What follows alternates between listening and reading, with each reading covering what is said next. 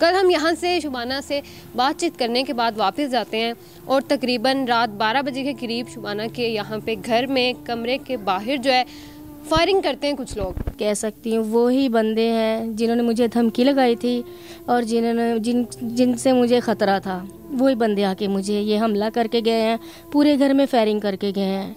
खुदा ना खास्ता अगर मेरा भाई ऊपर से आ जाता उसको भी फायर लग सकता था, और भी बच्चे थे घर में। ये तो मैं शुक्र अदा करती हूँ कोई जानी नुकसान नहीं हुआ, मगर मेरी जान को भी ख़तरा है, पूरी फैमिली को ख़तरा है। इनको रोका जाए, एक मैं हक मांगने के लिए आई हूँ और ऊपर से सरेआम मुझे फायरिंग से डरा रहे हैं और धमका रहे हैं और मार रहे हैं।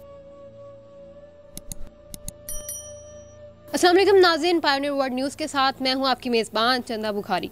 नाज़रीन, जैसा कि कल मैं एक स्टोरी के लिए यहाँ पे आई थी, जो कि एक काफ़ी ज़्यादा अफसोसनाक स्टोरी के लिए मैं यहाँ पे आई थी, शुबाना की स्टोरी, जिसके साथ जो कि माजूर है और उनके साथ ज़्यादती करता है एक दरिंदा जो कि उनका ही रिश्तेदार होता है। कल हम यहाँ से शुबाना से बातचीत करने के बाद वापस जाते हैं और तकरीबन रात 12 बजे के करीब शुबाना के यहाँ पे घर में कमरे के बाहर जो है फायरिंग करते हैं कुछ लोग। और वो कुछ लोग कौन होते हैं, जाहिर है कि वो शुबाना के जानने वाले ही होंगे, और वो लोग फायरिंग करते हैं। और उस वक्त जो है शुबाना के रिश्तेदार आते हैं कराची से, और इसके अलावा अगर मैं आपको बताऊं यहाँ पे बच्चे भी मौजूद थे, शुबाना मौजूद थी, उनके रिश्तेदार मौजूद थे जो कि कराची से आए हुए थे।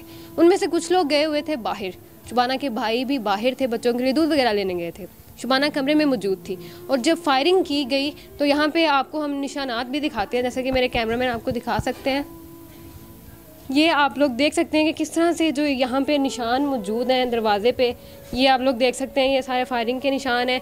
खोल जो है वो बाहर तक नाज़रीन मौजूद थे, दरवाजे पे मौजूद थे, अंदर मौजूद थे, और इसके अलावा अंदर सामने भी दीवार पे भी खोल मौजूद थे, जो कि पुलिस वालों के आने के बाद उन्होंने यहाँ से उठाए हैं। हम शुबाना से बात करते हैं। अस्सलाम वालेकुम। वालेकुम अस्सलाम। कैसी है शुबाना? बस ठीक हूँ मैं। अच्छा, मुझे ये बताएं कि रात को क्या टाइम था, कब ये हुआ है? कल जब हम भी यहाँ पे आए हुए थे इंटरव्यू करके, हम भी चले गए, उसके बाद क्या टाइम था, कितने बजे फायरिंग की उन्होंने, क्या सीन था? कल रात तकरीबन 12 बजे के बाद, यानी कि 12 बजने से कुछ 10 मिनट पहले का टाइम लगा लें आप। भाई गया दूध लेने के लिए मेरे बेटे को साथ लेके घर। कराची से मेहमान आए हुए थे, मेरे भाभी और मेरे भाई। उनकी तबीयत ख़राब थी, वो लोग दवाई लेने चले गए, साथ उनके बच्चे भी चले गए। और दूसरे जो उनसे भाई थे मेरे और कज़न वगैरह थे, वो साथ वाले हमसाए के साथ उस कमरे में बैठ गए। तो मैं और भाई की छोटी बेटी अंदर कमरे में है, दरवाज़ा बंद था, लाइट भी बंद थी।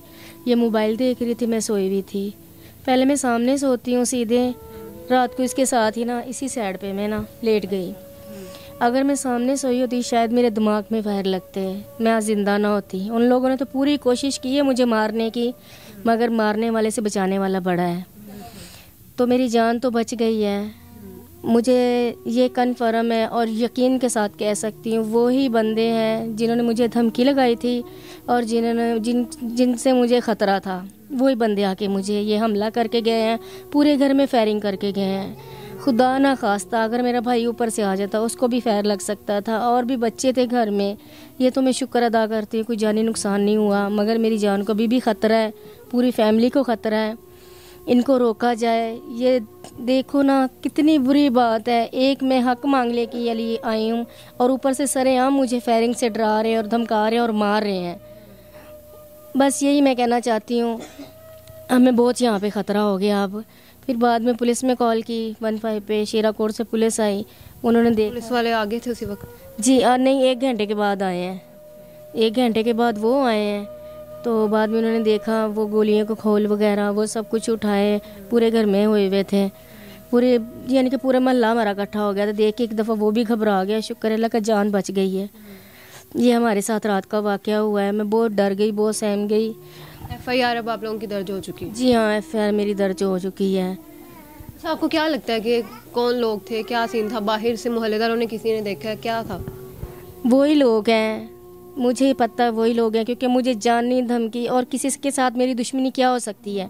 मैं अपने हक़ के लिए लड़ रही हूँ, वो मना कर रहे हैं मुझे मारने की कोशिश, क्या मारने तक आए हैं। मैं नहीं चुप बैठूंगी, मर जाऊंगी, मैं अपने हक़ के लिए और अपनी आवाज़ के लिए लड़ूंगी, अपनी इज़्ज़त के लिए लड़ूंगी, क्योंकि मुझे यकीन है वही लोग हैं। जब भागे हैं ना, भाई ने बोला ऐसे जैसे आवाज़ें आती ना पाऊंगी, शूज़ पहने उन लोगों ने, 3-4 बंदे जैसे आवाज़ें आती ना, जैसे नीचे उतरे हैं, उनको आवाज़ें आई हैं, 3 से 4 बंदे हैं जो फायरिंग करके गए हैं रात को। जी सर आप बताइएगा, आप उस वक्त बाहर थे? जी जी, मैं गया था तकरीबन 11:30 बजे दूध लेने, छोटे भांजे के लेके। तो दूध लेके ने वहाँ थोड़ा खेलने लग गए, 10-15 मिनट मुझे लग गए। जब देखा मैंने यहाँ चीखें पुकारें, रोने लग गए। मैंने लगा क्या हुआ है, देखा तो बोले मुझे मारने आए हैं। बस अब मैंने किसी को देखा नहीं है, भागते हुए मैंने भी सुना कि उतर रहे हैं आदमी। मैंने शायद कोई आते जाते रहते हैं सब बहन भाई मोहल्ले वाले, वो होंगे। तो जैसे मैं पहुंचा तो वो मैंने देखा भाग रहे हैं, वो भाग गए। तो मैंने इधर आके देखा ये रोने लग गए। फिर मैंने उनको हौसला दिया। बच्चा बहुत सहम गया रात को, वो पूरा अब बीमार हो गया वो बच्चा भी। हाँ, बच्चा बीमार हो गया। फिर उसकी मैंने दवाई भी लेके आया। तो ये वाक़या हुआ रात को। जैसा आप बता रहे हैं कि मेहमान भी आए हुए थे, वो बाहर थे, तो आप लोग आए, आप लोगों ने पुलिस को कांटेक्ट किया। पुलिस ने 1 घंटे बाद आप लोगों से यहाँ पे वो आई। यहाँ पे आने के बाद क्या उन्होंने क्या कार्रवाई की? उन्होंने देखा सब ऐसे खोल बोल उठाए, मेरे से पूछा आप कहाँ थे। मैंने बोला मैं दूध लेने गया था। फिर नदीम नाम का पुलिस वाले थे, उन्होंने बोला कि भाई, हमने बोला वही जो लोग है। बोला तुम कैसे कन्फर्म कह सकते हो? फिर उन्होंने नामालूम पे FIR दी है। हाँ जी, हमारी किसी के साथ कोई दुश्मनी नहीं है, वही लोग हैं। मैं कन्फर्म होकर कह सकती हूँ वही लोग हैं, क्योंकि मुझे जान से मारने की धमकी उन लोगों ने दी है पहले, वो कर गए हैं पूरी। तो अगर हमारा कानून हकदार होगा, मुझे इंसाफ मिलेगा तो ज़रूर उन लोगों को पकड़ा जाएगा। कैसे किसी की जान ऐसे ले सकते हैं? बस मुझे यही इन लोगों से इंसाफ चाहिए। मैं सबसे यही कहना चाहती हूँ, वो बंदे जितनी जल्दी हो सके गिरफ़्तार करें, उनको कड़ी से कड़ी सज़ा दें। इसने अब आप लोगों को क्या कहा है? पुलिस ने यही बोला है FIR हो गई है, तो जैसे हमें पता चलता है, आपको पता चलता है, हमें बताएं, हम पकड़ के लाएंगे। अच्छा सर, क्या कहना चाहते हैं आप? मैं यही कहना चाहता हूँ, कोई भी मेरी बहन या मेरे बच्चों को जाली मान का नुकसान हो गया, वो ही जिम्मेदार है, क्योंकि हमारी और किसी से दुश्मनी है ही नहीं। आप क्या कहेंगे? मैं ये कहना चाहती हूँ, क्योंकि मैं इतनी गरीब हूँ, एक टाइम का हम खाना खाते हैं, एक टाइम का नहीं। हमारे किसी के साथ दुश्मनी कैसे हो सकती है? हमारे दुश्मन वही हैं, उनको कड़ी से कड़ी सज़ा दी जाए। जो भी नुकसान हुआ इस घर का, मेरा, बच्चों का, भाई का, वो ज़िम्मेदार है। आप कल आए इंटरव्यू के लिए, हम लोगों ने आपको इसीलिए याद किया, हमें इंसाफ लेके दें, हमारी ये आवाज़ लोगों तक पहुँचाएं। बिल्कुल नाज़रीन, मैं कल भी यहाँ पे आई थी और आज भी सिर्फ इसीलिए आई हूँ ताकि आके उनको ये बताया जाए कि दरिंदगी अभी मुझे लग रहा है तुम लोगों की पूरी नहीं हुई, तो तुम लोग और दरिंदगी भी उतर आए हो कि अब तुम लोग उनको जानी नुकसान पे भी, जान लेने पे भी उतर आए हैं आप लोग। अब क्या कहेंगे हमारे अफसरान से, पुलिस से, आला हुकाम से, क्या कहेंगे? मैं हाथ जोड़ के सबसे यही कहना चाहती हूँ, मुझे इंसाफ लेके दें और मेरा पर्चा जोन सा वो है रीओपन किया जाए, मुझे मेरी इज़्ज़त का बदला लिया जाए, दोबारा किसी के साथ ऐसा ना हो, और जो रात को हुआ है किसी के साथ ऐसा ना हो, इसी बात का भी एक्शन लिया जाए, वो मुजरिम जल्द से जल्द पकड़े जाएं।